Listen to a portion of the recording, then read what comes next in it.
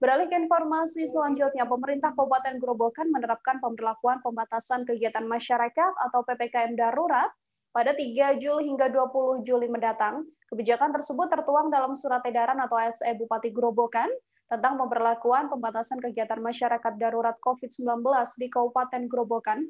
Untuk PPKM darurat ini sejumlah wilayah di Grobogan diketahui tampak lengang. Dalam kebijakan ini sejumlah lokasi dan juga pusat keramaian juga harus ditutup. Untuk mengetahui bagaimana informasi terkininya di wilayah Grobogan, Jawa Tengah, telah tersambung bersama saya, wartawan Tribun Jateng, ada Fahri Sakti Nugroho di sana. Halo Fahri, selamat sore. Halo, selamat sore Nila. Fahri, seperti apa kondisi terkini di Kabupaten Grobogan setelah diterapkan PPKM darurat oleh pemerintah setempat? Ya, saat ini Nila bisa dilihat saya sedang berada di salah satu pasar, yakni Pasar Gubuk. Di sini bisa dilihat semua ruko tutup ya.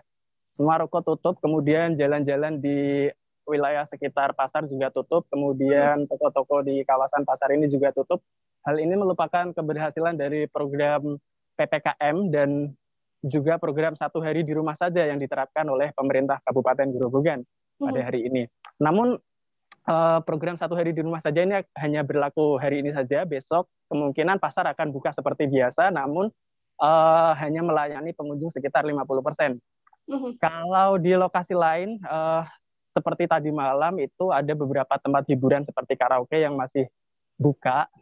Kemudian untuk hari ini sampai siang sore hari ini ada beberapa toko yang meskipun terpantau sepi masih membuka dan melayani pengunjung. Ironisnya beberapa pengunjung yang datang itu tidak menerapkan protokol kesehatan seperti tidak memakai masker dan juga tidak menjaga jarak. Nila. Fahri, berdasarkan penerapan PPKM dari surat edaran pemerintah Kabupaten Grobogan ini, tempat mana saja yang memang harus ditutup dan tempat mana saja yang diperbolehkan untuk buka? Iya, berdasarkan surat edaran Bupati Sri Sumarni nomor 360/2024/2021 tentang PPKM yang berlaku pada tanggal 3 Juli hingga 20 Juli 2021 mendatang, beberapa tempat yang harus ditutup itu seperti pusat perbelanjaan, swalayan, supermarket, dan pasar seperti di Pasar Gubuk ini, itu hanya bisa menerima pengunjung sekitar 50% dari pengunjung biasa. Kemudian restoran, mulai dari restoran yang besar, warung makan hingga pedagang kaki lima tidak diperbolehkan menerima layanan makan di tempat.